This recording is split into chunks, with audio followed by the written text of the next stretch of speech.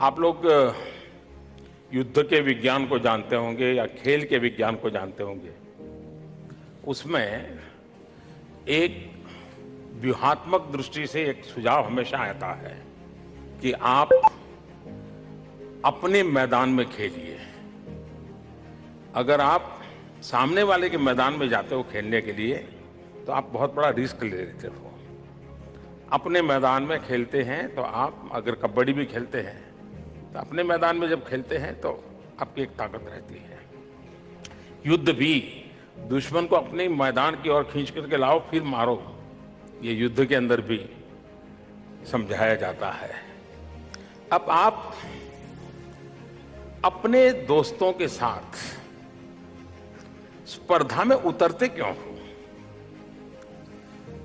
उसका मैदान अलग है, उसकी सोच अलग है, उसकी परवरिश अलग है, उसका एनवायरनमेंट अलग है, उसकी रुचि अलग है। आपकी परवरिश अलग है, आपका एनवायरनमेंट अलग है, आपके सपने अलग हैं।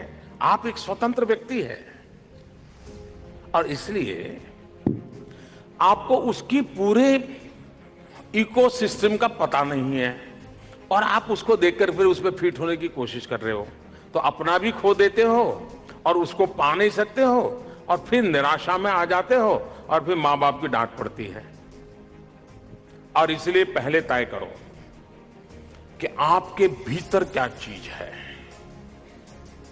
आप किस चीज में समर्थ हो। अपने आप को जानने की कोशिश करो और इसमें आपके दोस्त मदद कर सकते हैं।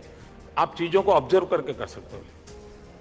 आप उसी में आगे बढ़ने की दिशा में प्रयास करेंगे तो आपको कभी भी, आप देखिए ये सारे जितने खेल जगत के अंदर बड़े बड़े नाम लेकर के आते हैं, कोई उनकी डिग्री पूछता है क्या? पूछता है क्या? कोई उसका साथी कहता है कि यार ये मेरे क्लास में पढ़ता था, बिल्कुल डब्बू था, बिल्कुल था।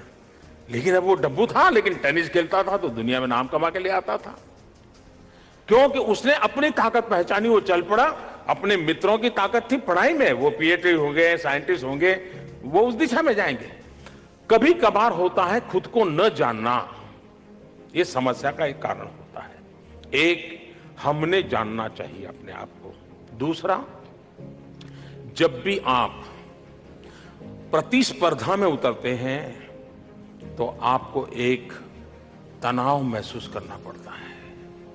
आप खुद को नहीं देखते हैं, उसको देखते रहते हैं। यार वो 4 घंटे पढ़ता है, चलो मैं भी 4 घंटे पढ़ूंगा। वो 3 घंटे ये करता है, मैं भी करूंगा। यानी आपका वही एक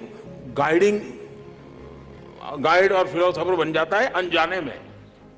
आप रहते ही नहीं हैं। आप खुद को देखो, खुद को समझो, खुद के लिए काम करो। आप देखिए। दूसरा, प्रतिस्पर्धा अपने आप हो जाएगी।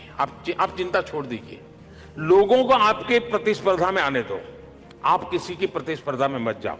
आपको अगर यह स्थिति पानी है कि लोग आपको स्पर्धा करने के लिए लालायित हो जाए, लोग आपको मॉडल मान करके प्रतिस्पर्धा के लिए उतर, मुझे बनना है तो ऐसा बनना है, मुझे करना है तो ऐसे करना है, वो कब होगा?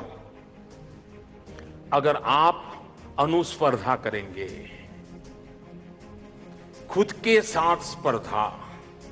मैं पहले अगर 3 घंटे पढ़ पाता था, अब मैं 3.5 घंटे पढ़ पाता हूं क्या? पहले मैं 30 मार्क्स लाता था, अब 35 ला पाता हूं क्या? पिछली बार मेरा ये रिजल्ट आया था, पहले मैं 6 घंटे मेहनत करता था, इतना याद रहता था, अब मैं 2 घंटे मेहनत करके इतना एब्सॉर्ब कर सकता हूं क्या? खुद के साथ अपने एक पैरामीटर बना ले और डायरी लिख सकते हैं आप कि मैं कल था वहां से 2 कदम आगे गया कि नहीं गया। अगर एक बार हम खुद से 2 कदम आगे चलना सीख लेंगे तो फिर उसका जो सेटिस्फेक्शन होता है, आपको किसी की शाबाशी की जरूरत नहीं है। आपके भीतर से एक ऊर्जा प्रकट होगी, जो ऊर्जा आपको नई क्षितिजों को पार करने के लिए किसी भी हेल्पिंग हैंड के बिना आपको ताकत दे सकती है। और इसलिए मेरा आपसे आग्रह है, आप प्रतिस्पर्धा के चक्कर से निकल जाइए, अनुस्पर्धा करें, स्वयं से स्पर्धा करें